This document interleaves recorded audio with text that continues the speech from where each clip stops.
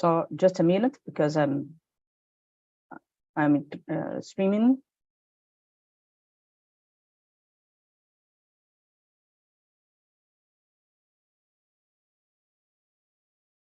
Okay, we are on now. So welcome everyone to the thematic session of algebra. And it is a great pleasure for us receiving you all. I'm going to pass the word to Maral. She is the host of the session. And thank you, Eloisa and Nancy, to come. Okay, thank you very much, Luciana. Okay, it's my great pleasure also to welcome to everyone in the algebraic session of this annual event, celebrating women in mathematics. So it's my great pleasure to introduce the first speaker. Our first speaker is Nancy Abdallah from the University of Borås, and she's going to talk about the Lefschetz properties of Artin-Gornishton algebras in low codimension. So, Nancy, thank you. If you have any needs to share your slides, please let me know. Hi. Thank you for inviting me. It's a great pleasure to attend this conference. I'll try to share my slides. Is this fine? Yeah, that's okay for me. You can put it in the full screen, maybe. Yeah. And do you hear me well? Because the internet is not top here. For now, it's perfect for me. I will let you know. Okay, thank you. So I will talk about the Lefschetz properties for Artin-Gornishton algebras in low codimension. So this is my recent research. I will start with the setup. So we consider the polynomial ring in n variables over an algebraic closed field. We are going to talk about, we're going to consider a homogeneous ideal. And we will take homogeneous ideal not containing a linear form. And we take the algebra A, which is S modded by the ideal I. And we will also only consider the class of algebras where we have Artinian algebra. This means that we can write it as a graded sum.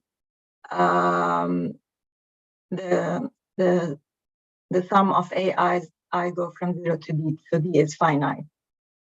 And also we will consider that each variable has degree 1, and this means that we have a standard grading.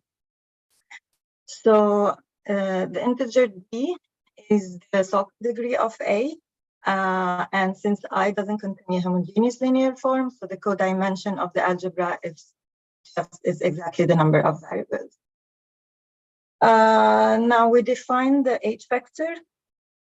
The H vector of the algebra A is the sequence of integer giving the dimension of each graded piece of this algebra over K.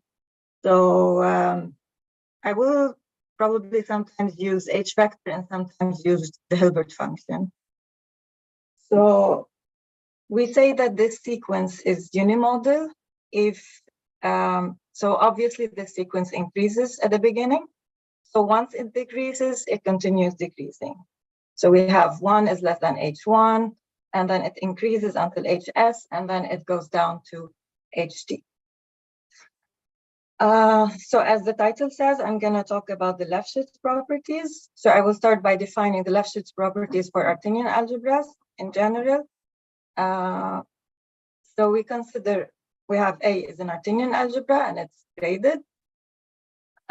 We say that A has the weak Lefschetz property if we can find a linear form, L.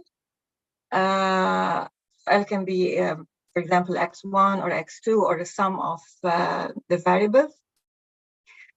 So A has a weak Lefschetz property if every time I multiply by L from AI to AI plus 1 with the same L, So this multiplication map has maximum rank. So it's either injective or surjective. If there is such an element, we call this element weak Lefschetz element. So this is the weak Lefschetz property. Now we define the strong Lefschetz property. And the strong Lefschetz property says that so A has the strong Lefschetz property if we find a linear form A1 such that the multiplication from any AI to any AI plus K. So if I just pick two pieces of this algebra, the multiplication, the power of the multiplication from one to the other has maximum rank. So also either injective or surjective. If we find such an element, this element is called the strong Lefschetz element. So it is clear from the definition that if the algebra has the strong Lefschetz property, then it has the weak Lefschetz property. So we want to study the Lefschetz properties, but we want to consider only a class of algebras, which is called the Gorenstein algebras. So the question is, can we classify the Artinian algebras having or failing the weak Lefschetz property or the strong Lefschetz property? So this is a big question. So we're going to study it only for a class of algebras. So what is an Gorenstein algebra? I will define the Gorenstein algebra. I will use the definition that is like convenient for me. So first we define another polynomial ring with variables x1 to xn, big X1, xn. So the polynomial ring S acts on R by differentiation. So if we take xi, if xi acts on xj, this is equal to the Bruckner delta. So it's equal to 1 if I is equal to j, or it's equal to 0 if I is different from j. And it's the partial derivative of xj with respect to x. So we say that A equals S mod I is Gorenstein of Sock's degree D, if and only if this ideal I is the annihilator of a certain polynomial in R of degree D. So if I find a polynomial in R such that I is the annihilator of F, so we have a Gorenstein algebra of the same Sock's degree as the degree of F. In this case, we call F the Macaulay dual generator of IF, and we call IF the Macaulay inverse system of F. Please stop me if you have any questions. So when we have a Gorenstein algebra, then the Hilbert function, the H vector, is symmetric. So I'll give an example, a very simple example of the Gorenstein algebra. If we consider three variables, x, y, z, and here we have S and R, the polynomial rings. So if we take F equals to x, y, z, we can see easily that the annihilator of this F is x squared. I'm sorry, I need to do something.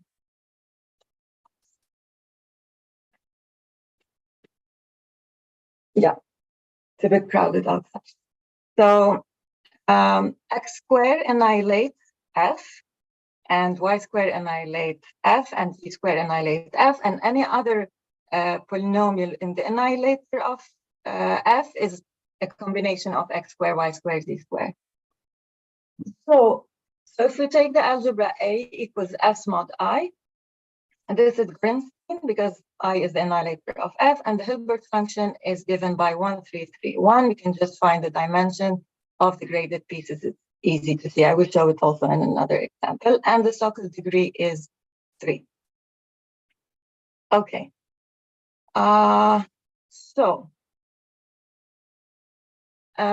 We defined the strong Lefschetz property for Artinian algebra. So I'm going to give an alternative definition for the strong Lefschetz property for Artin-Gorenstein algebras.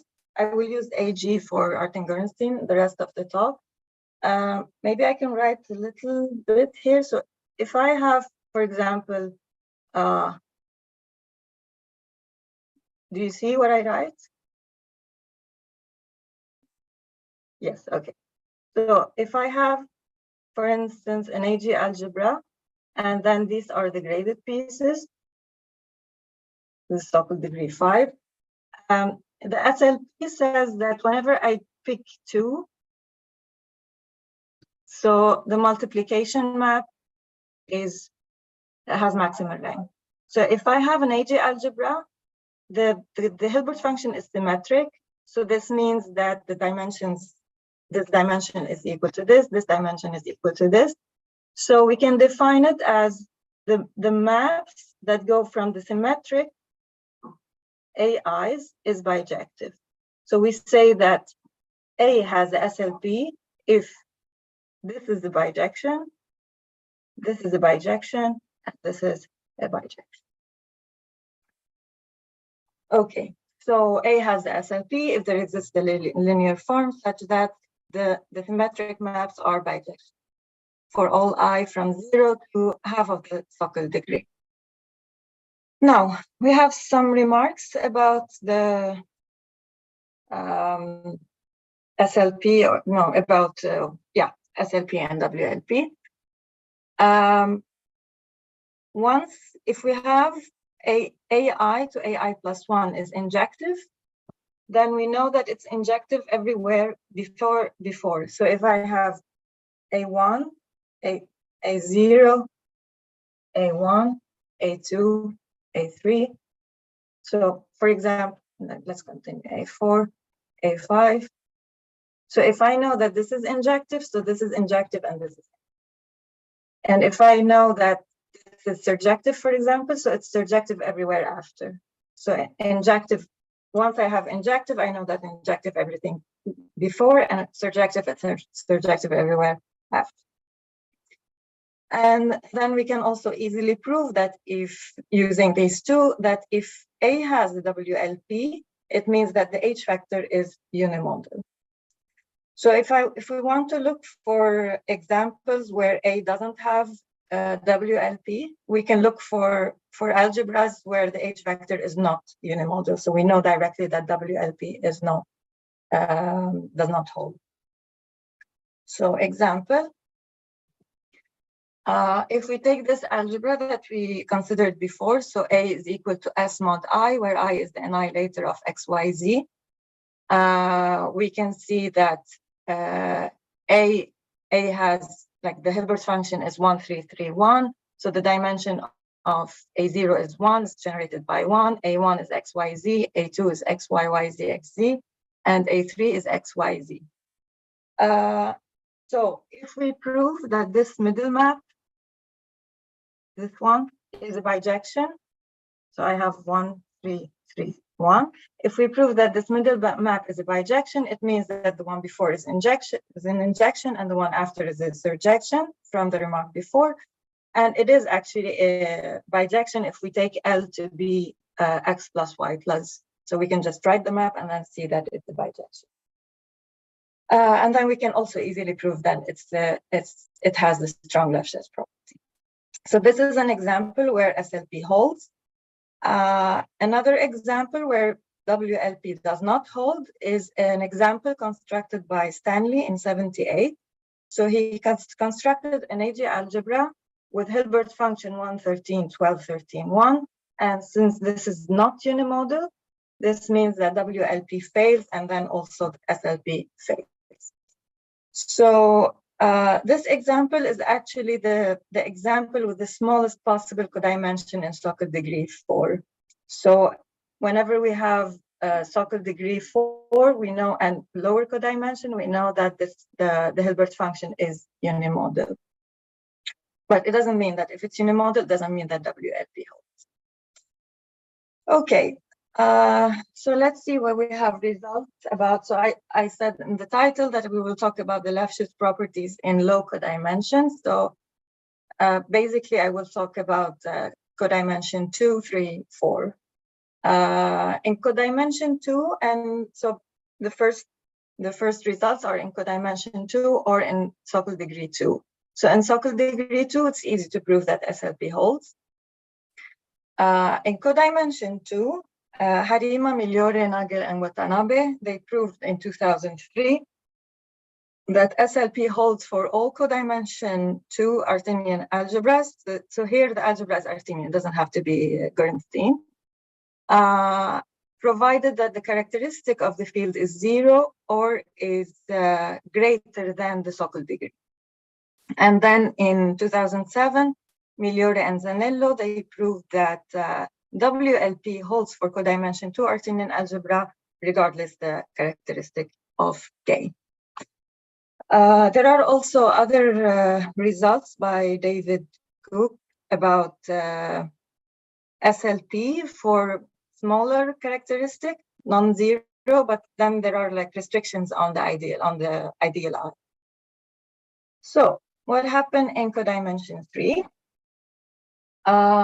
So in codimension 3, in 2003, the same, so Harima, Migliore, Nagel, and Watanabe, they proved that WLP holds for all complete intersection in characteristic 0. And in 2014, Boy, Migliore, Miroroi, Nagel, and Zanello, they conjectured that WLP holds for all AG algebra and characteristic 0. So this conjecture is still actually open. So they couldn't prove it. And I think most of the people still believe in it. I don't. But so there are some special cases that were proven. A very nice theorem in the same paper says that in characteristic 0, all AG algebras of Sokal degree 2e minus 1 and 2e, so the even and odd, the one below, they have WLP if and only if all the compressed AG algebras of odd Sokal degree have WLP. So I will just explain a little bit. So what's the compressed algebra? So if we fix, so here we are in Sokal degree 3. If we fix the Hilbert function, so we know that it's gonna start with 1, 3. So the next term has maximum 6. So for example, if we have, okay, this is a compressed algebra. It means that once we take d over 2 to the index d over 2, or like the floor of d over 2, this has to be maximum. This is a compressed algebra.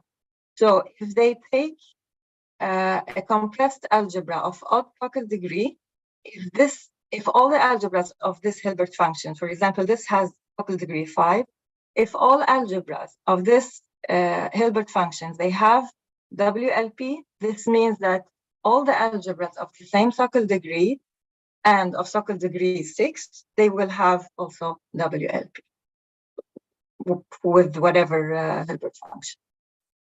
And they also proved in the same paper that for characteristic 0 and characteristic p greater than 3, all compressed AG algebras of Sokal degree 3 and 5, they have WLP. So for example, this one is the one that I gave in the example. And they also proved that SLP holds for all these algebras with Sokal degree less than 5. So these are some of the results about codimension 3. I will continue with some more results. There is also a result by Halshank and Alexandra Siciliano that says that if the algebra is defined, if the ideal is defined by powers of linear form in codimension 3 and characteristic 0, we also have the WLP. So in a recent paper, joined with Nasrin Altafi, Tony Iarobino, Alexandra Siciliano, and Joachim Yameyogo, we proved SLP for a certain class of AG algebras in codimension 3. So before I give the results, so first, the Sperner number of an algebra is the maximum value of h of a. So for example, 136631 has Sperner number 6. We define a new term, which is the almost strong Lefschetz. And almost strong Lefschetz means that, so like the example that I showed before, if I have A0, A1, A2, A3, A4, A5, for example. So almost strong left shades means that this map is a bijection, this map is a bijection. So all the symmetric maps are bijection except for this one. And when I say except, it means that we don't know if it's bijection or not.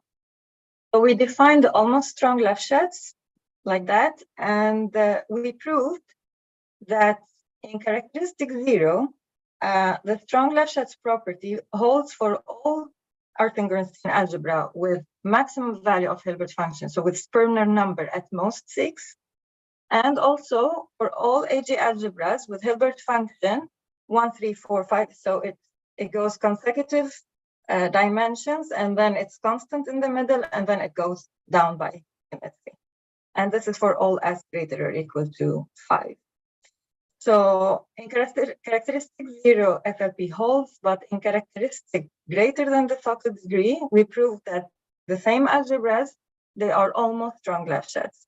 We couldn't actually prove that the strong left shades property holds. So this map from A1 to A4 is still open. Sorry, A1 to AD-1, this is still open. We don't have an example where it doesn't hold, so it might be strong left shades. Okay, now these are the results in codimension 3. In codimension 4, in codimension 3, it's still open, but there are a lot of people working on that, so we decided to take a look at codimension 4. In 2017, Rodrigo Gondin, he constructed examples where WLP fails for all codimension greater or equal to 4 and Sokal degree greater or equal to 3, except for these 4. He proved that for this and this and this, WLP always holds, and this is still open. But yeah, sorry. Okay. So we were a little bit interested in these cases. We wanted to find an invariant which is finer than the H vector. So the question was, can we find finer invariant of the WLP SLP than the H vector? And we were actually interested in, this is a joint work with Hal Shang. So we were interested in the relation between the left shades properties and the Betti tables. So the question was like, if I have the Betti table of an algebra, can I say something about the WLP or the SLP? So we started looking at the cases. I will go back here. We started looking at this 4-3 and no, we started looking at 4-3, but we already know that the WLP holds, but we wanted to see the possible Betti tables. So I didn't write them here because I wanted to focus about the WLP, and since we know this case, so it's fine. But we have a classification of all the possible Betti tables for 4-3. There's also classification of all the possible Betti tables for 4-4, and then we were looking at 4-5. But maybe I should talk a little bit about definition of the minimum free resolution and Betti table.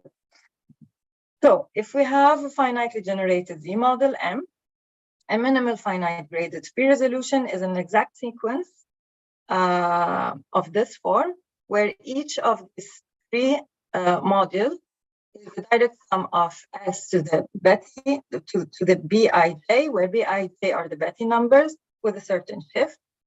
And then we can let's say, illustrate all this information in a table, which is called the Betti table. And the Betti table is a table with entry position ij is bi plus j. So for example, if we take the algebra A, which is S mod I, the Betti table of A is given by the following Betti table. So the reason that we use this notation is that this index numbering is that in this Betti table, for example, we can see, we get like, this is the codimension, and this is the regularity, which is in Gorenstein algebras, this is the same as the Sokal degree. So I will show here, for example, when we work with Sokal degree 5, all the Betti tables, they stop at the line 5 because this is the Sokal degree of the algebra. Yeah, and then here we have, so this gives us the degree 2 generators, degree 3, and the syzygies on the degree, linear syzygies on the degree 2, and so on. So anyway, so we wanted to look at the possible, to study the relation between the WLP and SLP, and the resolution, we wanted to see what are the possible Betti tables of these algebras. So we ran like many examples. We considered first the dimension 4 and regularity 5. In this case, so we know that the Hilbert function, since it's codimension 4, so it's 1, 4, and then it's k, a certain number, and by symmetry, it has to be k for 1, and this k is from 4 to 10, so 10 is the maximum value. So we ran a lot of examples, and then we saw that we have, the examples show us that there are only 36 possible Betti tables for these algebras. So I just organized them with respect to the Hilbert function. So for the first 1, 4, 4, 1, we have when k is equal to 4, we have only one Betti table. When k is equal to 5, we have 3 Betti tables, and so on. So this will go a little bit fast. So if you can see them later if you want. So we have from 4 to 10. Okay, and then we did all the computation by Macaulay. And then we also checked the WLP. And then, so no, before that, recently in a recent preprint, we proved that for this case, the conjecture holds. So it means that for the Hilbert function 1, 4, 4, 4, 4, 1, there is exactly one Betti table. We also proved that there is exactly one Betti table for the complete intersection. And if you look at all the Betti tables, there is only this one that is for a complete intersection. And there is also exactly one Betti table for equigenerated ideas, which is this one. So it means that the ideal has only cubics. So yeah, so this was proved recently. And then also the computation together with Hal, we show that among all these 36 possible Betti tables, there are only 4 of them where WLP might hold or fail. So it means that we have examples, I will show these 4. For these 4 Betti tables, we have examples where WLP fails, and we have examples where SLP actually holds. But for all other 32 Betti tables, we conjecture that it does hold. And I want to point out something. So if we look at the Hilbert function of this one, so the Hilbert function is 1, 4, 7, 7, 4, 1, and here it's 1, 4, 8, 8, and here it's 1, 4, 9, 9, and here it's 1, 4, 10, 10. So it means that in our conjecture that SLP holds for everything with Sperner number less than or equal to 6, which is already shown in codimension 3 in the result that I showed before. So it may be the result that we have in codimension 3 also holds for codimension 4, and maybe there are examples with Sperner number 7 and more in codimension 3 where WLP fails.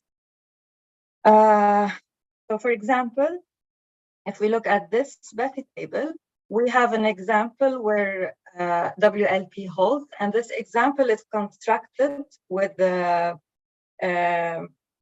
specific construction of ideas called the doubling structure, the doubling construction.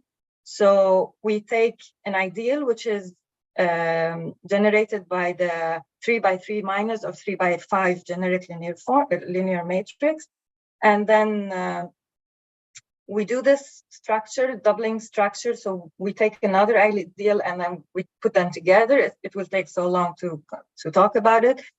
But anyway, so the first ideal has Betti table, this one, and then to get the new ideal, we just flip it and then put them together and we have this Betti table.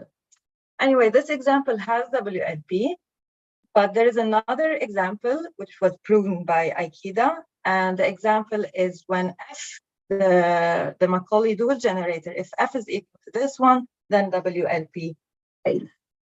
And we also have examples for each of the other Betti tables. So we conjecture that WLP and SLP holds for every Betti table, the 32 Betti tables. And for k equals 4, for this one, the one that has one Betti table, recently we proved in my recent preprint that SLP holds for this case. I think I forgot to mention somewhere. So if we look at these, actually, there is also a recent proposition in my recent paper that whenever WLP holds, which also we saw it in our computation, whenever WLP holds, SLP also holds. So it's enough just to prove that this map is from A2 to A3 is an isomorphism, then it means that SLP holds. Now in codimension, in regularity, or so-called degree 6, we did the computation, but we couldn't see all the possible Betti tables, but in our computation, we did a lot of computation and we saw that WLP always holds, but not SLP. So we found an example where SLP does not hold, but WLP, I'm sorry, this is not supposed to be here. So for this example, we show that SLP fails, but WLP holds. And I think I will stop here. I probably talked more than I'm supposed to. So thank you. Okay, thank you, Nancy, for your nice talk. Thank you very much. Okay, everyone is welcome to ask any questions or comments, curiosity. Okay. If there is no question, actually, I have a question. Thank you for your nice work. Actually, I really enjoyed your talk. And maybe just a question. I'm thinking about the number of generators. Maybe it's not really directly related, but when you are characterizing the Betti number, so that the first column is determining the number of generators of these Artinian-Gornstein algebras. And we know that it is for codimension 4, for example, it is still open. So what would be the number of generators of these algebras or ideals? So let's suppose that we have an Artinian-Gornstein algebra in codimension 4. So can you give any characterization in terms of the minimal number of generators? Like if I have the minimal number of generators, so it holds or fails?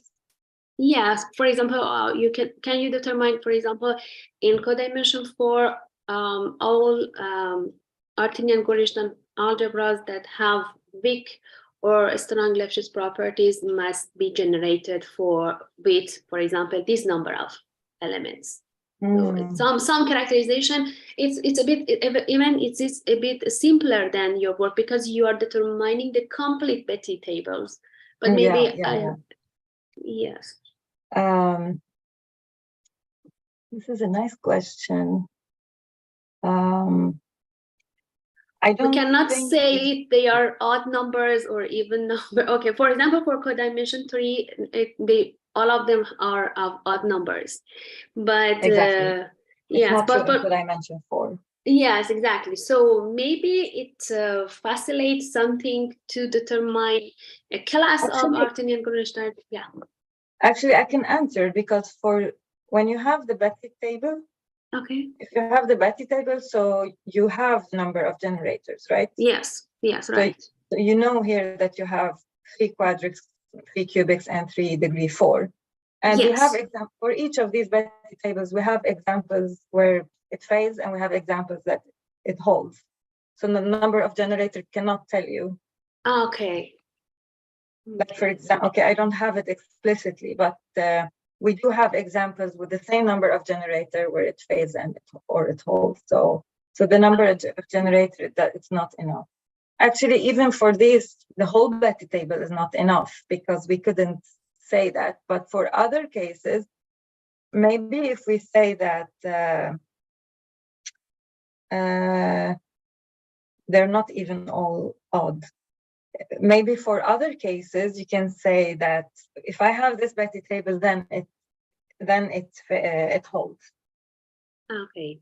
For the other 32, but I think I looked at the number of generators, and it's not it didn't give me much. Okay, thank you. Yeah.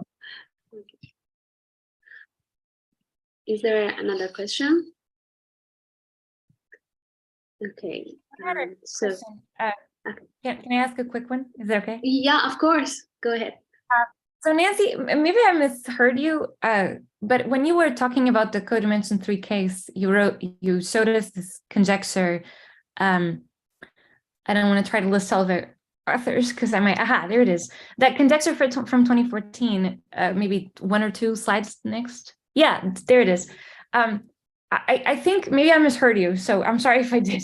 But I think you said something like people still believe this, but you don't. Is that what you said?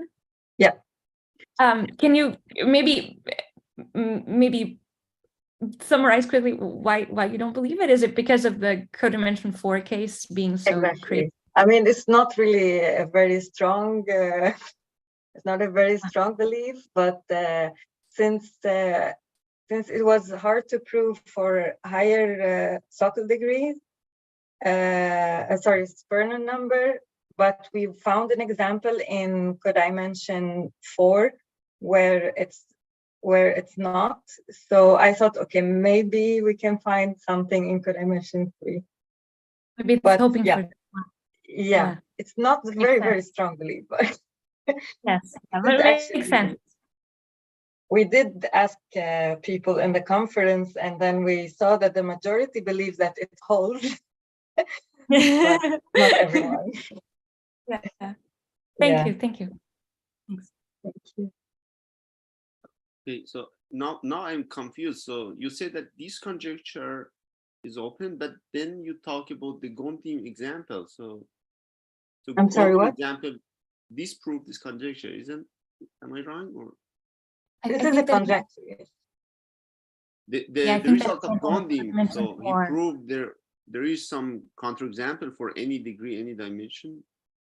No, No, it's the 0.5. counterexample for more than 4.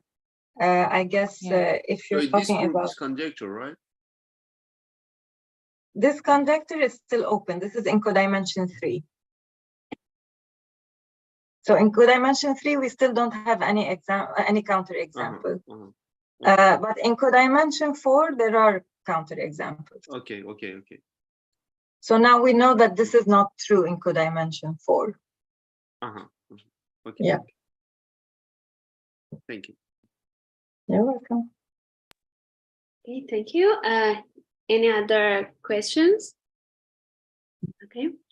If not, please thanks again, Nancy, and thank you, Nancy. And we can proceed to our next lecturers, Luisa Creso. I'm grateful to introduce her as the next lecturer. She is from the University of Nebraska, and she's going to talk about the homological support varieties. Thank you very much, Luisa. Thank you. As usual, my screen share is taking a second. Aha. Okay. So I will speak in English because I know there's some people who don't speak Portuguese here, but it's not every day that I get to say something in my native language in a talk. So maybe I'll take a second to say obrigada a todos por terem vindo e muito obrigada, Amaral, pelo convite. É grande prazer estar aqui. Como disse, não é todos os dias que posso falar português em voz alta numa talk. Muito obrigada. But yeah, em particular, se alguém quiser fazer uma pergunta em português, eu posso tentar responder em português, mas em geral vou falar em inglês. It also is sort of for myself, because I'm not used to speaking about math in Portuguese, unfortunately. So I know it would be tricky to give the talk in Portuguese. Okay, so I want to tell you about some joint work with my good friends and collaborators, Ben Briggs and Josh Pulitz.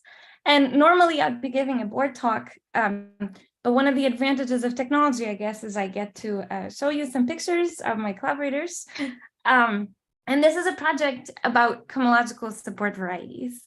So the very main idea, if you've never heard of these before, the idea is that you start with your favorite ring and your favorite module, and you construct a variety, a geometric object that somehow encodes homological information about your module and maybe the ring. So throughout my talk, I'll have an algebraically closed field just to avoid a couple of technicalities.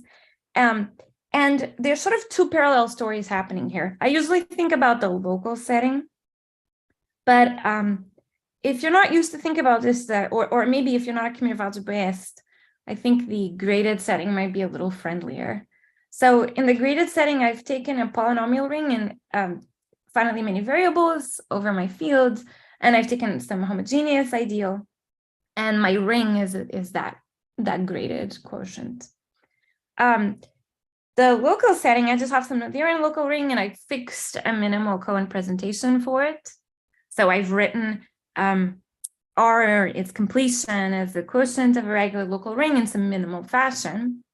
And then what I'm going to really care about throughout the talk, well, I'll be worrying about the ring R and the module M, but really the main pieces of information that I'll remember are this defining ideal I. So I'll fix a minimal generating set, F1 to Fn. So N really is the minimal number of generators. And I'll want to remember, especially, that N is always going to be this minimal number of generators. So silly comment, but it's going to be important for the story. Inside of I mod Mi, so this is the vector space determined by I. Well, this is a vector space of dimension n, the minimal number of generators, right? Which I can sort of identify this, if you like, with the fine n space. So this cohomological support variety is going to be defined from this information. So I hand you some non-zero module over my ring R, and I'm going to write a set of points that are going to live in a fine n space. So really, this is really code for, right? Each of these points is going to correspond to a minimal generator of my ideal I. And what I want to do is I want to somehow remember information about the homology of M. But the homology of M over my ring R can be extremely complicated, because the ring R can be extremely complicated. So I want to sort of understand its homological properties over some nicer rings. And one candidate for nicer would be going back all the way to my regular ring Q. That's kind of too nice. Homological algebra of regular rings is too easy. So I'll stop with something slightly more complicated. I'm going to go think about this point, which really corresponds to a minimal generator, right? Where I think of these AIs as sort of giving me the coefficients I put in front of the original minimal generating set I chose, but this is really a minimal generator of my ideal I. And I'm going to think about the hypersurface that determines. So hypersurfaces are pretty nice. And what I'm going to do is I'm going to think about my module M. So if I'm in the local setting, I should put a little hat, but don't worry too much about that if you're not used to thinking about these things.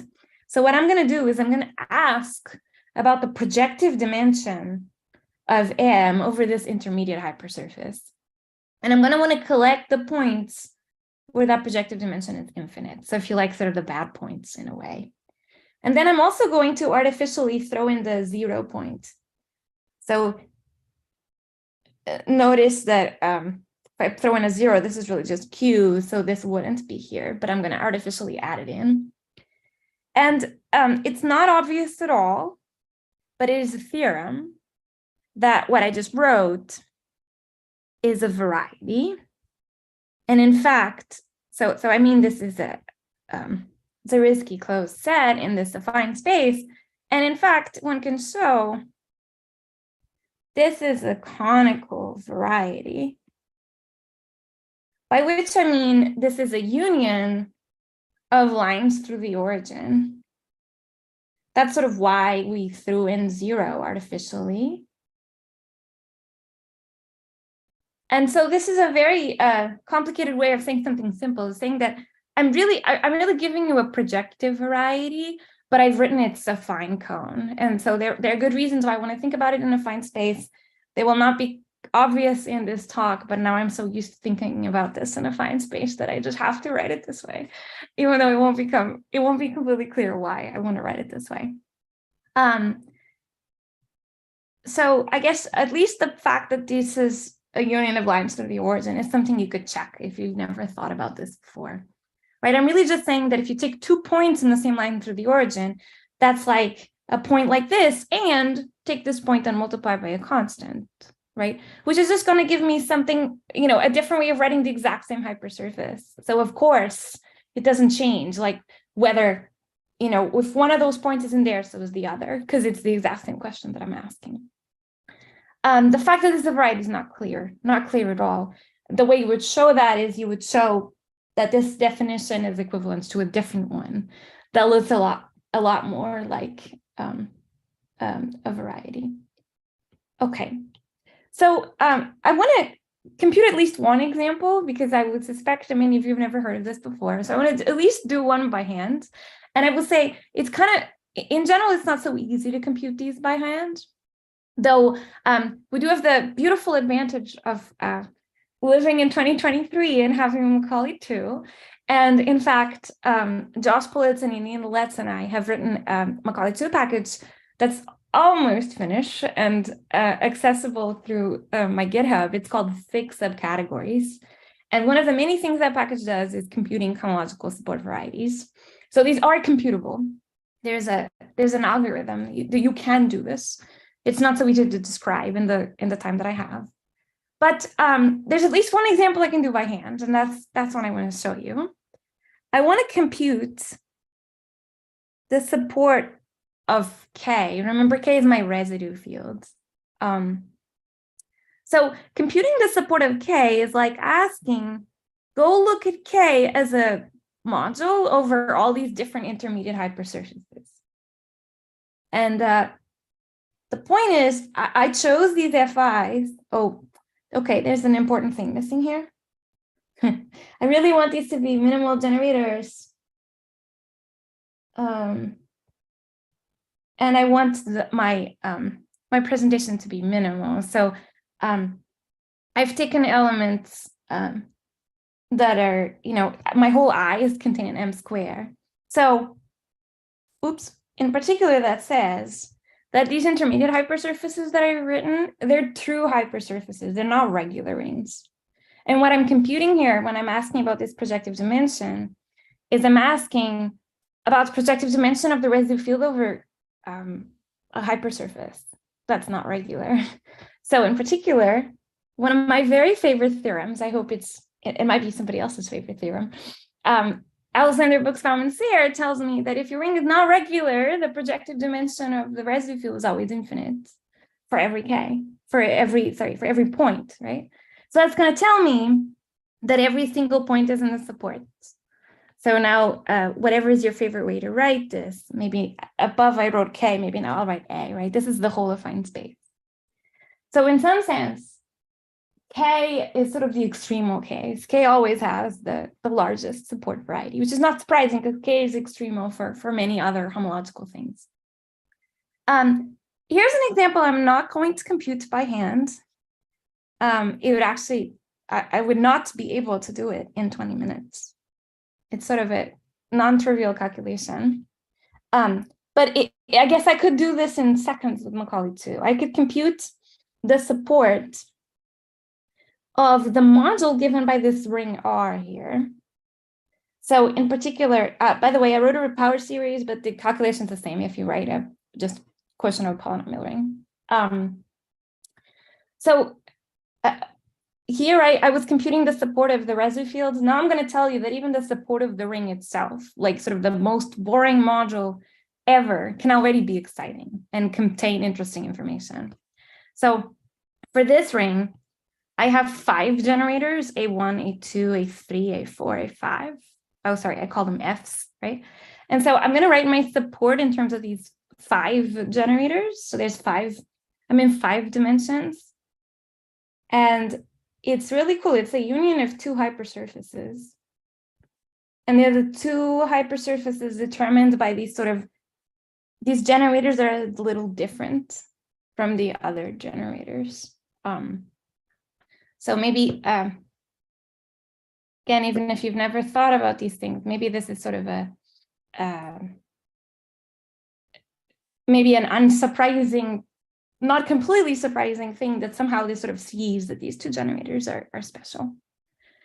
And maybe my last example is going to really be a theorem. It's a theorem I really like. It was part of George Politz's thesis. So his thesis is about characterizations of complete intersections, and I'll mention his main result in a little bit, although I won't quite write it.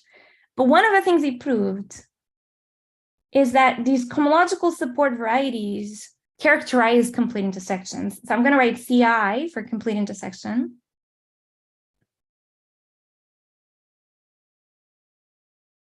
Right, so that means that your I is generated by a regular sequence. So if you like, my F1 of 2Fn that I chose are going to be regular sequence.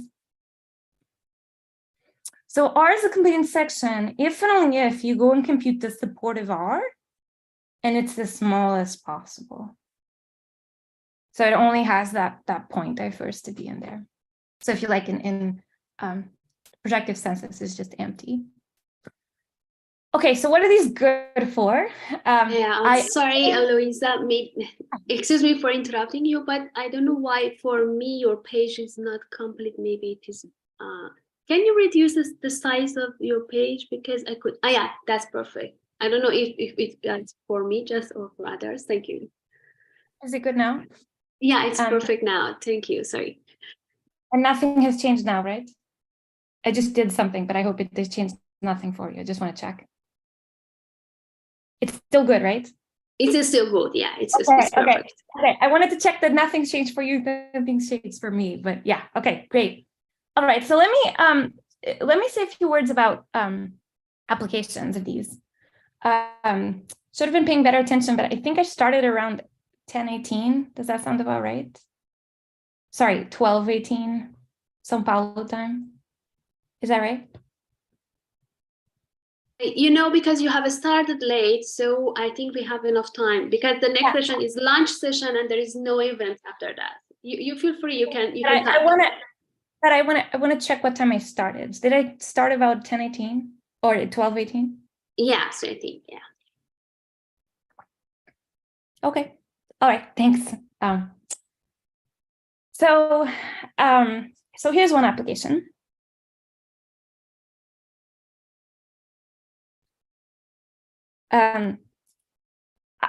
One of the beauties of this is that if you want to prove homological results, you can apply these homological support varieties to theorems that have nothing to do with homological support varieties, right? So I'm going to tell you a statement that will not involve homological support varieties at all, but the proof is through homological support varieties. So here's a beautiful theorem of Avramov and Bookfights. So I forgot to say this earlier, but these homological support varieties were first defined by Avramov, inspired by work of Quillen and some sort of parallel story that was happening in non-commutative algebra. So I'm only talking about the commutative algebra story. But his original definition was for complete intersections. I'm today talking about general rings, but sort of the general definition appears much later in work of Dave Jorgensen. But even just in the setting of complete intersections, there's a lot of nice applications. So here's one of them. So back in 2000, Avramov and Bookveit showed that if you take a complete intersection ring and two finitely generated modules, and you go and compute x of m against n, or x of n against n, well, unlike Tor, right, these two things have nothing to do with each other a priori. But what they show is that over a complete intersection, if one of these is eventually 0, then so is the other one. So the eventual vanishing of x modules, I want to say sort of commutes. You can switch the order. And the way they prove this, and this is sort of the heart of their paper, is that these statements are equivalent to saying that if you take the cohomological support of M and the cohomological support of N and you intersect them, that intersection is 0. So this is a statement that doesn't see order, right? So once you show that this statement is equivalent to this statement, then this equivalence is sort of trivial. So this is really the key points of the proof. I'm also going to say, without giving you any details whatsoever, but I sort of need to mention this for what comes later. One of the reasons I'm very interested in these is that these give me lots of information about the structure of the derived category of R. So what do I mean? So you take complexes that are bounded, so below and above, so just finite complexes of finitely generated R modules.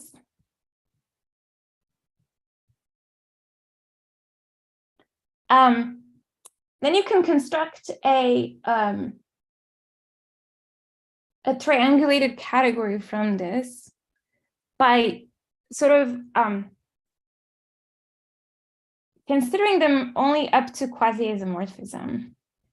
So if you take two complexes that have a map of complexes between them that induces an isomorphism in homology, that's a quasi-isomorphism, you're just going to identify them together and think of them as all the same. So kind of artificially invert the quasi-isomorphisms.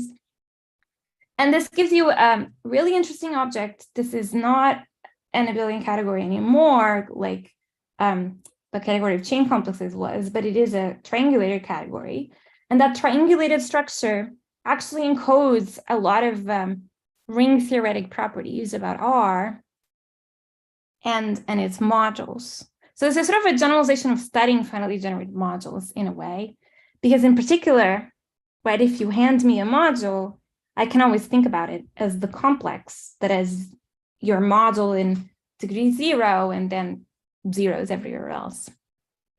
So let me just say out loud that the definition I gave you originally for cohomological supports of modules can be extended to this full generality of complexes. It makes sense in this derived category.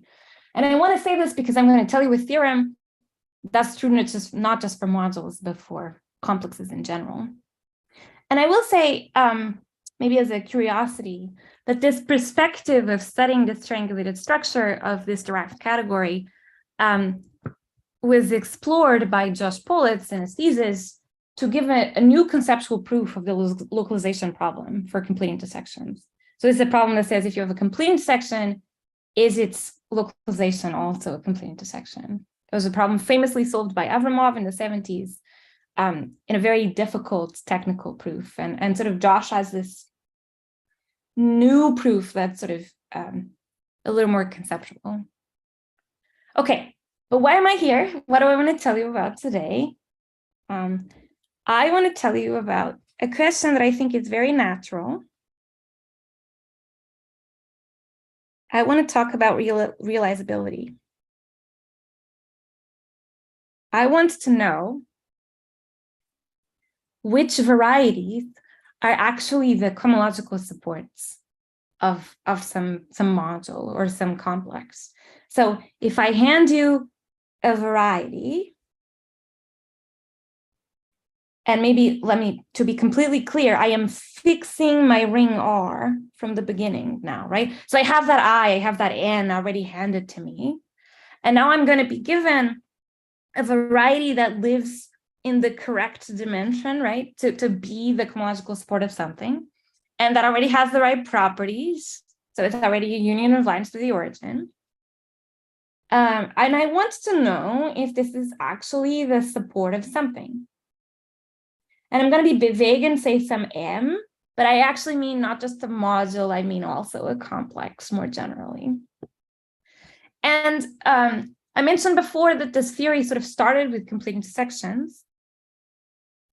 So in the complete intersection setting, this is a question that was answered by Berg in 2007, and also independently by Avramov and Jorgensen in a paper that isn't published, but from around the same time. There are also further proofs by Avramov and Iyengar from later, and a more general, slightly different theorem by Berkeley and Walker from more recently. But anyway, what they showed is that if you take a complete intersection, then let me just sort of write this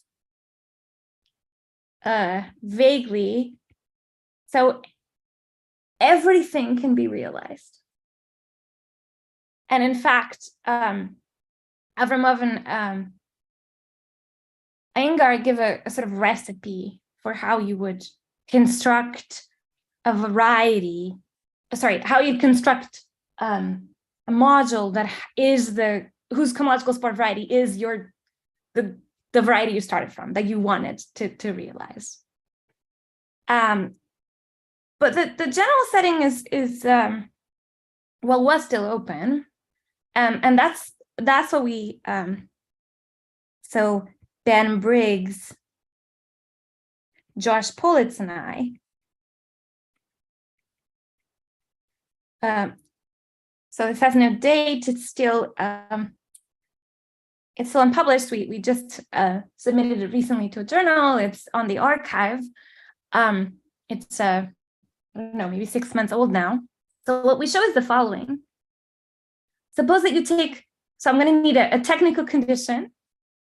I'm going to take a ring that is Cohen-Macaulay, which is not a very strong assumption, I think, although I would love to get rid of it.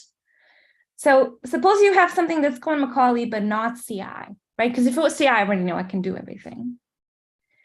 So what we showed is that not everything can be realized. And in fact, we gave a bound on the dimension of these varieties. So what we showed, let me say I take an M that's non-zero, and that doesn't, okay, I'm going to even be more specific than this. You take a complex that's not quite isomorphic to zero, so not exact. So it doesn't even have to be a module. And you go and compute that variety, and you go and ask for its dimension, right? So the cruel dimension. And what we showed is that this is always bounded below by the difference between the minimal number of generators of I and the height of I. So this is what Avramov calls the CID. So this is the CI defect, right? This is a number that asks, how far are you from being a complete intersection, right? Being a complete intersection means I is generated by a regular sequence. So it means that the minimal number of generators and the height are the same. And that's in fact equivalent to being CI, right? So this is a number that's zero if and only if R is CI. And when R is not CI, you always have more generators than height, right? By Cruel's height theorem. So this is a number that if you're not CI is always at least 1. And it's a strict lower bound for your dimension. So notice this shows not only that you can never make 0, but in fact, you cannot even make a line, right? Dimension one things are just not realizable with Cohen-Macaulay rings that are not CI. And sort of the furthest you are from being a complete intersection, then notice that the largest dimension is this number, right? So sort of something of sort of lots of generators and low height is going to have sort of a small range of varieties that can be realized. Okay. Thinking that I started at 18, I think that means I've already taken 25 minutes. So I was going to tell you one more theorem, but maybe I'll stop here. So thank you so much. Okay, thank you very much, Lisa. So you are welcome to continue if you want to. Well, I've taken my 25 minutes and everyone's Okay, tired. okay, thank you. Okay, thank you. Just before starting the questions and comments, we would like to actually, it's just prize draw. Is a book that we want just to choose one of the participants by chance and to give a present for the participants if it is okay. So please we do first this in Portuguese. Sorteio. Yes. Obrigada. Thank you. Thank you. I'm so sorry because we can't send it outside from Brazil, and I'm going to make the draw em português, ok? Tem alguém aí para auxiliar no sorteio ou eu tô? Okay. Acho que eu tô sozinha. Peraí, deixa eu abrir aqui o sorteador. Vamos alterar. Isso. Eu vou, acho que são, deixa eu ver aqui quantas pessoas são, rapidinho. Enquanto isso, eu tenho 29, ok. Eu gostaria de anunciar que hoje à tarde não temos o workshop da Maité, mas a partir de amanhã até quinta-feira, 1h30 da tarde, tem um workshop C e Python, tá? Para modelagem. Deixa eu ver aqui. Tem uma pergunta no YouTube também, daqui a pouco a gente puxa para cá, tá, Amaral? Ok. Aqui, deixa eu botar aqui, são 29.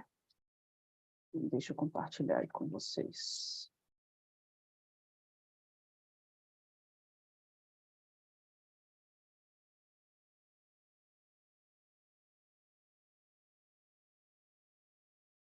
Ok.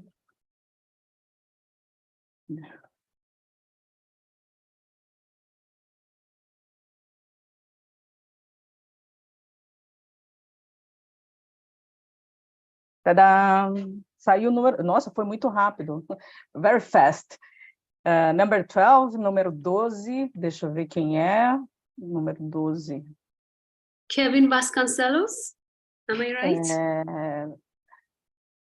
Deixa eu ver aqui, deixa eu ver se eu consigo abrir a... I'm seeing Kevin Vasconcelos. Yeah. Isso, exatamente. Okay, então, Kevin, por favor, entre em contato com a gente, tá? Se você não fez sua inscrição, faça. E a gente precisa do seu endereço completo, ok? Ok. Yeah. Pronto, Maral, muito obrigada, desculpa. No, thank you very much. Yeah, okay. Is there any questions, comments, curiosity, and doubts? All of them are welcome. Okay. May I ask a question? Yeah, of course. Go ahead. Eloisa, thanks for your talk. So just may you show me again your theorem, your main theorem? Sure. Sorry, I'm going to steal the screen share. Yeah.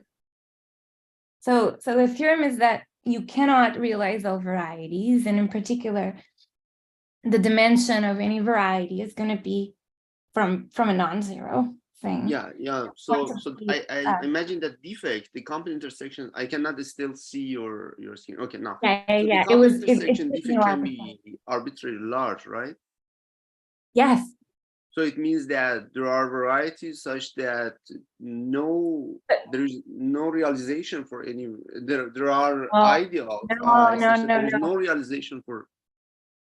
Right. So not quite, right? Because this is living in a space of dimension mu I. This is living Right, in. so this- Okay. Yeah. Okay. Does that make sense? So like you're always gonna have a chance of realizing the largest. Yeah. I'm confused. I But, was like, you always imagining have a it is chance of living realizing in the everything. okay. I see. So best case scenario just tells you like codimension is at most 1 or something, right? That's like the strongest result you could write. So in fact, the theorem I did not show you is that when R is a Golden ring, you can improve this to say that the codimension is always at most 1. And that in fact, in that setting, I can tell you all possible varieties are realizable. So there's this restriction that you only get the whole space or something of codimension 1, but I can realize all things of codimension 1 explicitly. Well, okay, explicitly is a little bit of a lie in the sense that I can hand you something that it realizes it, but that something is really hard to calculate, right? The description for it, but it's sort of a beast of an object to understand. Nice with that. Okay, good. But yeah, this is so you always can realize everything, in particular because K is always going to realize the whole space, right? Okay. But yeah, but sort of that sort of extremal situation is like what happens for Golden rings is that you only realize everything in codimension 1 things. Good question, though. Thank you. We had a question from YouTube too, Maral. Yes, there is another question also from Keleto Miranda. He is asking about the Buchsweit's result, and he's asking that, okay, if we put some other hypothesis over the modules M and N, and talking, it was, I think, about the number of generators of the EXT modules of M and N, or maybe asymptotically looking at the generators. Yes. Done through that sort of this. Oh, sorry, I can't find it. Where is it? Oh, here it is. Right. He's asking if this theorem of Avramov and Buchsweit's is still true. Yeah. Is this still true if we change the finitely generated conditions over the modules M and N and replace it by the finite, I think, complete intersection dimension instead of CI dimension instead of the more restricted hypothesis? Yeah. I'm not sure. I have to think about the question a little more carefully. Okay. Yeah, I'm not sure. I think finite CI dimension translates into something about proxy smallness. I'm not sure. I have to think about it, but it's a good question. Okay, thank you. So is there any questions? Curiosity or doubts? Okay, if there is no, thanks again. Thank you very much, Lisa, for your nice talk. And nice talk. Okay, thank you very much. And thanks all the people who's participating in the thematic session of algebra. Yeah, thank you. Okay. Thank you, Maral. Okay. Thank you. Thank you for accepting the task. Yeah, I'm really happy to see you and Nancy again. Yeah, it was a good opportunity. Yeah. Okay. So from the participants, they are thanking you. Okay, so if there is no questions and comments, so we can close the session. Yes, thank you everyone for coming. We continue tomorrow. Okay. Thank you very much. Let's celebrate. Adeus, muito obrigada. Bom dia. Tchau, Heloísa. Bom dia. Tchau, tchau.